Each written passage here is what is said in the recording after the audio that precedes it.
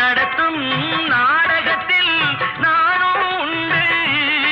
என் நிழலில் கூட அனுபவத்தில் சோகம் உண்டு. பகைவர்களை நானும் வெல்வேன் அறிவினாலே. ஆனால் நண்பரிடம் தோற்றுவிட்டேன் பாசத்தாலே. நண்பரிடம் தோற்றுவிட்டேன் பாசத்தாலே. ஆட்டுவித்தான்